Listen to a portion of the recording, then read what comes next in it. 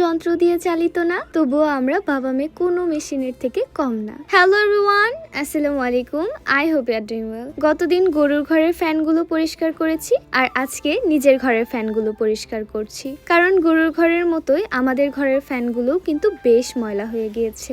এই শুক্রবার শনিবারটাই আসলে একটু সময় পাওয়া যায় ঘর বাড়িগুলো একটু পরিপাটি রাখার জন্য। শুক্রবার দিই গরুর ঘরে আর শনিবার দিই নিজের ঘরে, নিজের বাড়িতে, কারণ আমার কাছে সময়টা খুবই সীমিত। পড়ালেখার পাশাপাশি আমাকে কাজও করতে হয়। এখন কিছু ভদ্র মানুষ এসে বলবে, তোমাকে কে কাজ করতে বলেছে? আমার উত্তরটা খুব সহজ, আমার বিবেক, আমার ভালোবাসা। এর বেশি আমার কিছু বলার নেই। নিজের চোখের সামনে যদি বাবা মায়ের কষ্ট দেখে আপনার ভেতরে কষ্ট না হয়, তাহলে আপনি মানুষ হিসেবে কোথায় দাঁড়িয়ে আছেন সেটা নিজেই একবার ভেবে দেখেন। আজ এ ব্যাপারে আমি আর কিছু বলবো না, কারণ যার বুদ্ধি হওয়ার তার 9 বছরেই হয়, আর যার হয় না তার 90 বছরেও হয় না। যাই হোক, আজকে আমি ঘরের মেইন কাজগুলো করছি। ফ্যান পরিষ্কার করছি, মশারিগুলো ধুতে দিতে হবে, আরো কিছু টুকটাক কাজ করছি। এক ঘরের ফ্যান আমি পরিষ্কার করি, আরেক ঘরের ফ্যান আমার বাবা পরিষ্কার করে। এভাবেই আমরা দুজন ভাগাভাগি করে কাজ করি। তাতে আমার বাবার জন্য সহজ হয় আর আমার জন্য সহজ হয়। আর জানেন, আমার ঘর থেকে আমার ছোট্ট বাছুরগুলোকে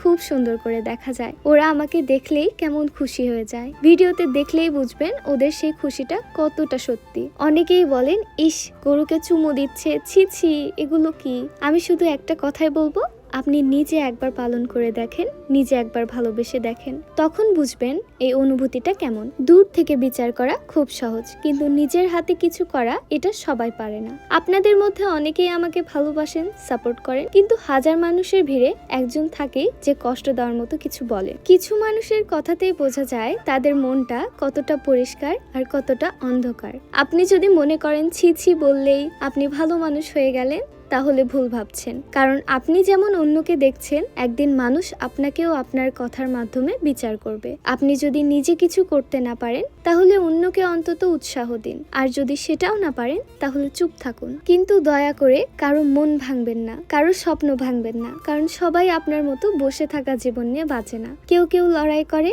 কেউ ভালোবাসা দিয়ে কাজ করে। আজকের ভিডিওটা ছিল এ পর্যন্তই। সবাই ভালো থাকবেন, সুস্থ থাকবেন। আল্লাহ হাফিজ।